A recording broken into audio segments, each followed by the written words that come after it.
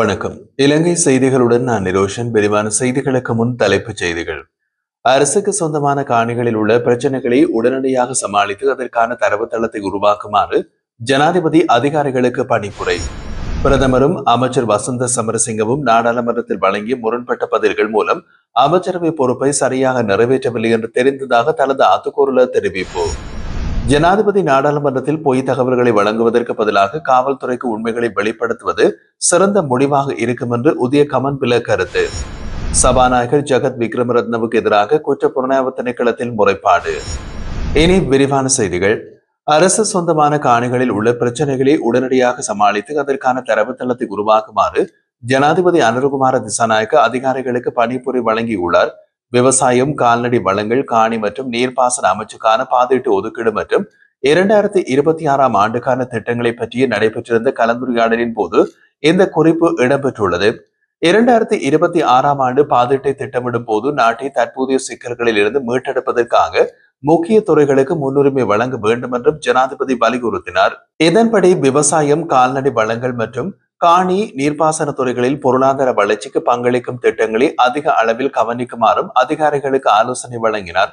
மேலும் உள்நாட்டு பால் உற்பத்தி மற்றும் கால்நடை வளர்ப்பு துறைகளை கைத்தொழில்களாக மேம்படுத்த அடுத்த பாதீட்டிலும் அதிக கவனம் செலுத்துமாறு ஜனாதிபதி வலியுறுத்தியுள்ளார். ஐக்கிய தேசிய கட்சியின் பொதுச் செயலாளர் தலதா அத்துக்கூறல சுப்ரீம் சாட் தொடர்பாக பிரதமர் ஹரணி அமரசூரியவும் அமைச்சர் வசந்த சமரசிங்கவும் நாடாளுமன்றத்தில் வழங்கிய முரண்பட்ட பதில்கள் நாட்டின் அமைச்சரவை தனது கூட்டு பொறுப்பினை சரியாக நிறைவேற்றவில்லை என்பதை காட்டுகின்றது என்று கடுமையாக குற்றம் சுமத்தியுள்ளார். அரசியலமைப்பின் 43 பிரிவு அமைச்சரவையினது கூட்டு பொறுப்பும் நாடாளுமன்றத்திற்கு பொறுப்பு குரலும் இருப்பதாக தெளிவாக கூறுகின்றது. ஆனால் தற்போது அந்த பிரிவை ஒரு அரசு அமைச்சர் மீறி வருவதாக பொதுச் செயலாளர் தெரிவித்தார். மேலும் ஜனாதிபதி நாடாளுமன்றத்திற்கு வந்து சதி திட்டங்களை பற்றி சொல்லி அவற்றை தடுக்க சட்டங்களை இயற்றுவதாகவும் மிரட்டியதாக அவர் குறிப்பிட்டிருந்தார். கடந்த காலத்தில் அவர் மேற்கொண்ட செயல்பாடுகளில் நாட்டுக்கு செல்ல வேண்டிய அவசியம் இல்லை என்றும் தெரிவித்தார்.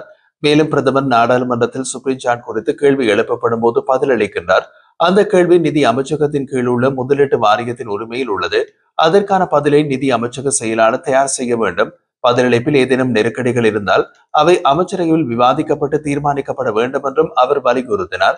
சுப்ரீம் சாட் நிறுவனம் வெளியிட்ட அறிக்கையில் ராக்கெட் ஏவுதல் என்பது எந்த ஒரு அரசாங்க வளங்களையும் பயன்படுத்தாத தனியார் முதலீடு என்று தெளிவாக கூறப்பட்டுள்ளது. அதன் பின் பிரதமரின் பதிலுக்கு முரண்பாடானவாறு அமைச்சர் வசந்த சமரசிங்கவும் வெவ்வேறு பதிலை வழங்கினார். இதனால் அமைச்சரவையில் உள்ள இந்த முரண்பாடு என்ன என்பது பிரதமர் கூறும் விஷயத்திற்கு எதிராகவே அமைச்சர் பதில் சொல்லும் இந்த நிலைமை பிரதமரை சங்கடப்படுத்துவதற்காக திட்டமிட்டு உருவாக்கப்பட்டதா என்று சந்தேகம் எழுந்துள்ளது என்றும் தலதா அத்துக்கூறல குறிப்பிட்டார். நாடாளுமன்றத்திலே பொய் தகவல்கள் வழங்குவதற்கு பதிலாக காவல்துறைக்கு உண்மையாக வெளிப்படுத்தி மிகச்சிறந்த முடிவாக இருக்கும் என்று பிவித்துருகேல உரிமையவின் தலைவர் உதய கமன்பில குறிப்பிட்டார். கொழும்பில் நடைபெற்றிருந்த செய்தியாளர் சந்திப்பொன்றின் போது அவர் இதனை தெரிவித்தார். கடந்த 7ஆம் தேதி நாடாளுமன்றத்தில் விசேட உரையாற்றிய ஜனாதிபதி முன்னாள் கடற்படை தளபதி நிஷாந்த் ஒலுகேதன கைது செய்யப்பட்டதற்கு அரசாங்க உத்தரவுகள் காரணமானதாக கூறியதுடன் தவறானது எனவும் நிஜத்தில் அவர் நீதிமன்ற உத்தரவுகளின் அடிப்படையில் தான் கைது செய்யப்பட்டுள்ளார் என்றும் உதய கமன்பில தெரிவித்தார். மேலும் ஜனாதிபதியின் இந்த கூற்று முற்றிலும் பொய் என்பதும் நிஷாந்த் ஒலுகேதனவை கைது செய்ய எந்தவித நீதிமன்ற உத்தரவுகளும் பிறப்பிக்கப்படவில்லை என்ற விவாதமும் உண்மைக்கு மாறப்பட்டதாக அவர் வலியுறுத்தினார். அவரை மட்டும் கைது செய்தல்லாது கொலை குற்றச்சாட்டில் நீதிமன்றத்தில் முன்வைத்து பணியில் விட முடியாத நிலைமைக்கு கொண்டு சென்றுள்ளது அரசாங்கத்தின் நடவடிக்கை எனவும் தங்கள் தவறுகளை மறைக்க நீதிமன்றத்தை குற்றவாளியாக காட்ட வேண்டாம் என்றும் அவர் எச்சரித்தார். இத்தகைய தவறான தகவல்கள் உண்மையா என்று நாடாளுமன்றத்தில் விவாதிப்பதை விட உண்மைகளை காவல்துறையில் முறைப்பாடாக சமர்ப்பிப்பதுதான் சிறந்தது என்றும் உதய கமன்பில கருத்து தெரிவித்தார். சபாநாயகர் ஜெகத் விக்ரமரத்னவுக்கு எதிராக குற்றப்புலனாய்வு திணைக்களத்தில் முறைப்பாடு சமர்ப்பிக்கப்பட்டுள்ளது. இந்த முறைப்பாட்டை புதிய மக்கள் முன்னணியின் கொழும்பு மாவட்ட தலைவரும் மாநகர சபை உறுப்பினருமான தினேஷ் அபேகோனி முன்வைத்துள்ளார். ஊடகங்களுக்கு அவர் தெரிவித்ததாவது, சபாநாயகரின் உத்தியோகபூர்வ இல்லம் நாடாளுமன்ற ஆய்வு மற்றும் ஆராய்ச்சி மையமாக மாற்றப்பட்டுள்ள நிலையில் நிறுவன சட்டப்படி அந்த இல்லத்தினை வேறு எந்த நோக்கத்திற்கும் பயன்படுத்தக்கூடாது என்று தெளிவுபடுத்தினார். மேலும் அந்த இல்லத்தினை வேறு நோக்கத்திற்கு பயன்படுத்தும் போது அமைச்சரவை அனுமதி தேவைப்படுவதையும் தற்போது அமைச்சரவையின் அனுமதி இல்லாமல் நாடாளுமன்ற ஆலோசனை குழுவின் ஒப்புதலை பெறுவதே நடைபெற்று வந்ததாகவும் அவர் கண்டுகொள்ளும் முரண்பாட்டை வெளிப்படுத்தினார். ஆலோசனை குழுவுக்கு இத்தகைய அனுமதியை வழங்கும் அதிகாரம் இல்லை என்றும் இது அரசு சொத்துக்களை தவறாக பயன்படுத்தும் சாத்தியமான நடவடிக்கை என்பதால் குற்றப்புலனாய்வு திணைக்களத்தில் விசாரணைக்காக முறைப்பாடு முன்வைத்துள்ளதாகவும் அவர் தெரிவித்திருந்தார்.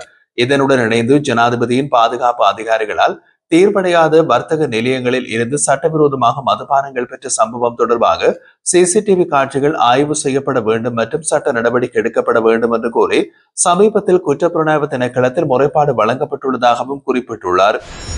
கடந்த 7ஆம் தேதி நாடாளுமன்றத்தில் சமர்ப்பிக்கப்பட்ட ஜனாதிபதியின் சிறப்புரிமைகளை நீக்குவது தொடர்பான சட்டமூலத்தை சவாலுக்கு உட்படுத்தி உயர்நீதிமன்றத்தில் நேற்று மனு ஒன்று தாக்கல் செய்யப்பட்டுள்ளது. ஸ்ரீலங்கா பொதுஜன பெரமுனவின் நிர்வாக செயலாளர் ரேணுகா பெரேராவினால் இந்த மனு தாக்கல் செய்யப்பட்டது. முன்னாள் ஜனாதிபதிகள் மற்றும் அவர்களது குடும்பத்தினர் அனுபவித்து வரும் சிறப்பு சலுகைகளை ரத்து செய்வதற்காக 1986ஆம் ஆண்டின் 4ஆம் எண் இலக்கு உரிமை ஜனாதிபதி உரிமை சட்டத்தினை ரத்து செய்வதற்கான தொடர்புடைய சட்டமூலம் அண்மையில் வர்த்தமானியில் வெளியிடப்பட்டுள்ளது. இதன்படி குறித்த சட்டமூலம் நிறைவேற்றப்பட்ட நாளில் இருந்து முன்னாள் ஜனாதிபதிகளின் உரிமைகள் ரத்து செய்யப்படுவதாகவும் தெரிவிக்கப்பட்டுள்ளது. இந்த சட்டமூலத்தில் முன்னாள் ஜனாதிபதி அல்லது மனைவிக்கு வழங்கப்படும் எந்த ஒரு வீடு, மாதாந்திர கொடுப்பனவு, மாதாந்திர செயலக கொடுப்பனவு, போக்குவரத்து, பிற வசதிகள் மற்றும் மாதாந்திர ஓய்வூதியமும் ரத்து செய்யப்பட உள்ளன. முன்னாள் ஜனாதிபதிகள் மற்றும் அவர்களுக்கு குடும்பத்தினருக்கு வழங்கப்பட்ட விசேட சலுகைகளை ரத்து செய்யும் வகையில் ஜனாதிபதியின் உரிமைகள் சட்டத்தை ரத்து செய்வதற்கான சட்டமூலத்திற்கு அமைச்சரவை அண்மையில் அனுமதி வழங்கியிருந்தமை குறிப்பிடத்தக்கது. இந்த நிலையில் கடந்த 7ஆம் தேதி நாடாளுமன்றத்தில் சமர்ப்பிக்கப்பட்ட ஜனாதிபதிகளின் சிறப்புரிமைகளை நீக்குவது தொடர்பான சட்டமூலத்தை சவாலுக்கு உட்படுத்தி நேற்று உயர்நீதிமன்றத்தில் மனு ஒன்று தாக்கல் செய்யப்பட்டது. போருக்கு ராணுவ தீர்வை நாட முன்னாள் ஜனாதிபதி மஹிந்த ராஜபக்சவை ஊக்குவித்து ஜேவிபி அவருக்கு வழங்கப்படும் சலுகைகள் குறைக்கப்படுவதால் புலம்பெயர் தமிழர்களின் அச்சுறுத்தல்களுக்கு வழிவகுக்க கூடாது என்று ஜேவிபியின் முன்னாள் அரசியல் குழு உறுப்பினர் நந்தன குணத்திலக்கு அறிவுறுத்தினார். ஹெக்கடுவையில் ஊடகங்களுக்கு கூறியபடி புலம்பெயர் தமிழர்கள் மற்றும் ஜேவிபி அரசியல் குழு உறுப்பினர்களின் தூண்டுதலால் முன்னாள் ஜனாதிபதிகளுக்கான சலுகைகளை குறைக்கும் சட்டமூலம் அறிமுகப்படுத்தப்பட்டது. இதனால் மஹிந்த ராஜபக்ச தமிழ் பிரிவினவாத இயக்கங்களின் இலக்காக மாறும் அபாயம் இருப்பதை கண்டு அவர் கவலைப்படுகின்றார். அரசாங்கம் எங்கள் கருத்துக்களை புறக்கணிக்கவில்லை என்று நம்புகின்றேன் என்றும், ஜனாதிபதி தேர்தலுக்கான முன்னர் ஜேவிபி ஓய்வு பெற்ற இராணுவத்தினரின் கூட்டமைப்பை அமைத்தது என்றும் அவர் தெரிவித்தார். ஜேவிபி தலைவர் ரோகன விஜயவீரவை படுகொலை செய்த தோரதனிய அதன் தலைவராக நியமிக்கப்பட்டார். தேசிய மக்கள் சக்தியை ஆட்சி மீது கொண்டுவர புலம்பெயர் தமிழர்களுக்கு முக்கிய பங்கு வகிக்கின்றனர். செம்மணி புதைகுழி அகழ்வதில் ஆர்வம் காட்டிய அரசாங்கம் தற்போது சூரியகந்த மற்றும் ஹோகந்தர புதைகுழிலும் அதே ஆர்வத்தை வெளிப்படுத்தி வருகிறது. 2010ஆம் ஆண்டு ஃபீல்ட் மார்ஷல் சரத் பொன்சேகாவை ஜேவிபி ஆதரித்து ஆட்சிக்கு கொண்டு வந்தது.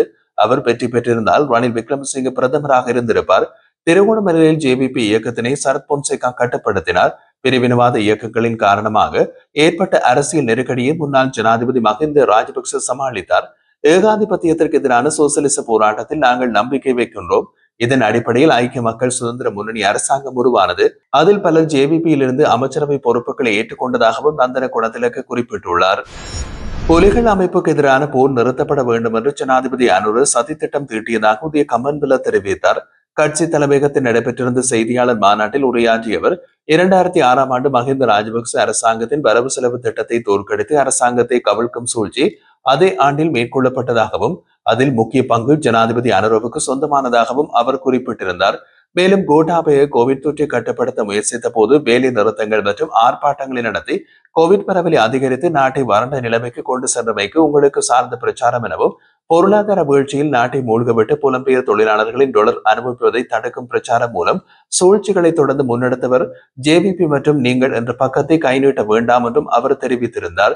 மேலும் நாடாளுமன்றத்தில் கடற்படை தளபதி கைது நீதிமன்ற தீர்ப்பின் பேரில் என்ற கருத்து பொய் என்றும், நீதிமன்றத்தின் முன்னாள் கடற்படை தளபதியை கைது செய்ய எந்த கோரலும் விடுவிக்கப்படவில்லை என்றும் அவர் குறிப்பிட்டிருந்தார்.